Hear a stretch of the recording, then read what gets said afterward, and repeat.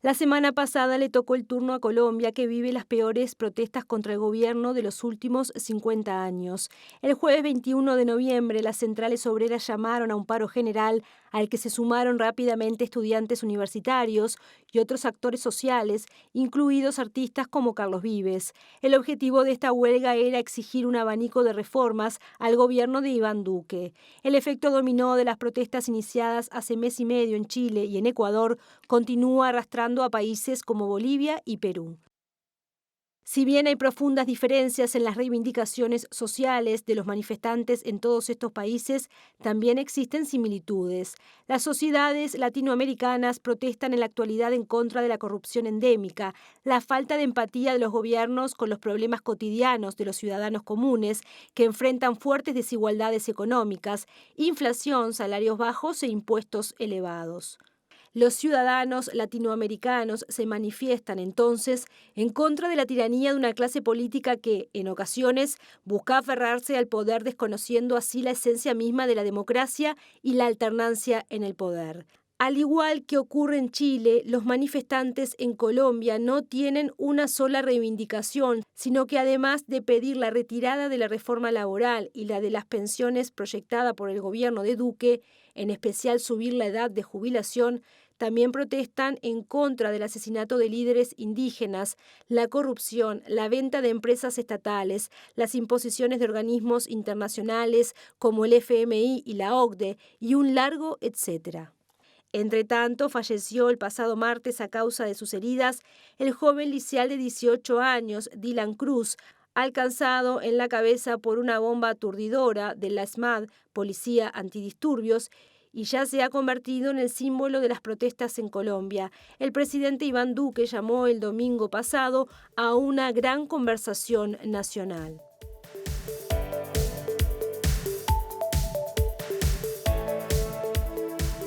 Ya está con nosotros Susana Mangana, especialista en temas internacionales. Susana, ¿cómo andás? ¿Qué tal? Muy buenas tardes, Pilar. Una situación bastante, digamos, convulsionada, la de América Latina, por decirlo de algún modo, con estas protestas, con la cantidad de gente, organizaciones obreras, estudiantes de la sociedad civil saliendo a la calle para protestar por distintas cuestiones y además en cuestión de mes y medio.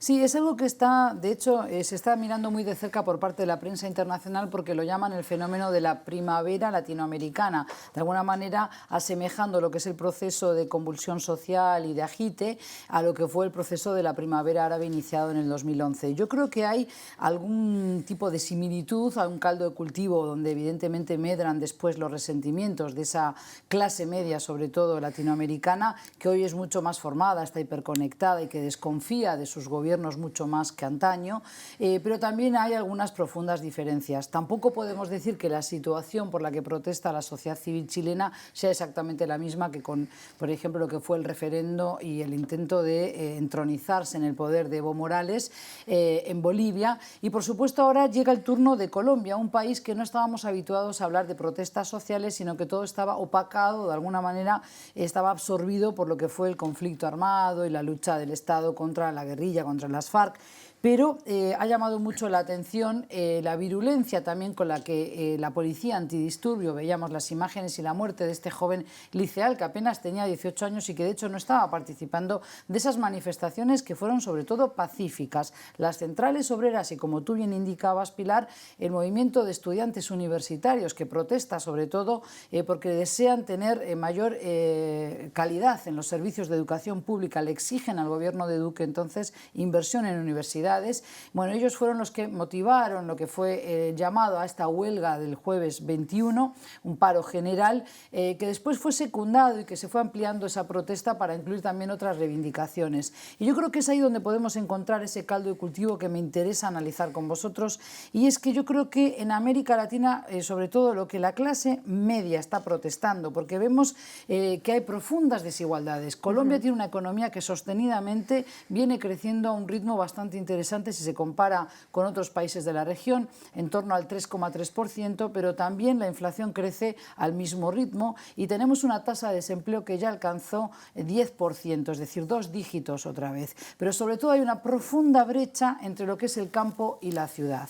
Por tanto, la amplia gama de reivindicaciones y de reclamos sociales al gobierno de Duque tiene que ver también con la corrupción, tiene que ver con lo que ocurre en otros países de América Latina, que la clase media le exige a sus gobernantes que gobiernen para todo el pueblo y no solo para una élite. Claro, acá hay como un divorcio, permíteme, Sí. Susana, entre lo que la dirigencia política ha llevado adelante. Pienso en el caso más emblemático quizás de Chile, que no se dio cuenta y le llegó por sorpresa una cuestión que empieza por un tema, pero desnuda y hace que se habiliten otros temas. Bueno, justamente es la teoría del vaso que se va colmando y es la gota que derrama ese vaso. Fue el aumento del precio de la tarifa del metro, en el caso de Chile, del transporte, y es ahí donde yo veo la similitud, y de hecho estoy escribiendo un artículo al respecto sobre cómo, por ejemplo, jóvenes y clase media del Líbano o de Irak protestan hoy en las calles sobre todo las plazas públicas de las grandes capitales, Bagdad, Beirut, y eso tiene una similitud con lo que ocurre, o una correlación con el enojo, con esa sumatoria de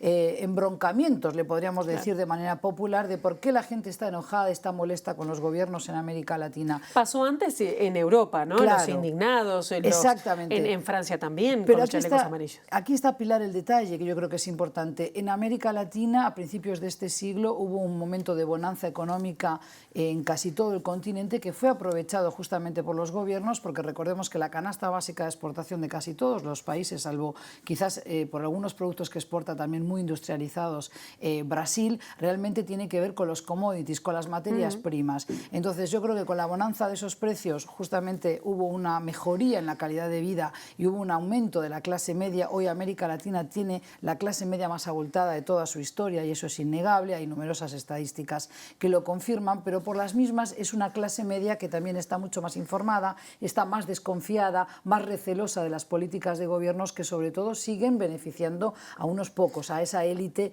sobre todo asociados a las familias que gobiernan en estos países como Panamá, como Costa Rica, hoy Colombia, asociadas también muchas veces con la clase financiera de estos países. Claro, además es el continente más desigual. Si bien ha crecido mucho, sigue siendo el más desigual del mundo. Justamente. Y luego el otro factor que creo que es interesante, se ha hablado mucho de si el discurso de derecha, de izquierda, los populismos de un lado y de otro, pero tenemos que hablar más del continuismo. Yo creo que la clase social, la clase media, insisto, en las sociedades latinoamericanas, lo que están diciendo y lo que están contestando con este agite social y estas protestas tan multitudinarias, tanto en Chile como ahora también en Colombia, ayer teníamos otra huelga general también en el país, lo que están diciendo es que no quieren que sus gobernantes se aferren o de alguna manera se queden atornillados a la silla del poder. Y justamente la democracia tiene que ver con la alternancia en el poder, si no, no sería democracia, porque sería, no sabemos cuándo terminaría cada gobierno, ¿verdad? Entonces yo creo que estos elementos sí dan para un análisis diferente hoy en América Latina, porque por suerte tenemos esa clase media, sobre todo trabajadora, que exige cuentas a sus gobernantes, dice yo pago impuestos, yo quiero que me los devuelvas por la vía de los servicios públicos, en educación, en salud, en realmente oportunidades laborales para los más jóvenes, que muchas veces se forman, obtienen un título medio o un título terciario y después no encuentran digamos, un dinamismo en los mercados laborales. ¿Qué pasa con vos decís, efecto contagio de las protestas en América Latina? ¿Qué pasa con, hay un efecto contagio en la criminalización de esas protestas? Porque ha habido una represión muy importante de parte de los gobiernos. Claro que sí, y por estas horas también vemos que en Colombia, igual que pasó en Chile, hay algunos organismos internacionales, sobre todo, que están exigiendo cuentas al gobierno de Duque, como también a Sebastián Piñera en Chile, por lo que ha sido el uso excesivo de la fuerza. Veíamos que la policía antidisturbios realmente asesinó a este joven de 18 años, lo cual generó más protestas todavía y se sumaron otros jóvenes también liceales y universitarios para protestar por lo que ha sido la muerte injusta de este joven. Pero tenemos que entender que en Colombia, y esto es un dato también muy importante y que revela mucho de la sociedad colombiana, la violencia, que nosotros aquí en Uruguay por suerte no estamos acostumbrados a ella, pero la violencia inusitada que se vive casi a diario, y es que el número de efectivos militares junto con la Policía Nacional y todas las fuerzas de seguridad es cercana a 450.000 efectivos y Brasil tiene 532.000 aproximadamente. O sea, hay apenas un puñado de 100.000 efectivos militares y policiales más en Brasil, que es un país mucho más grande.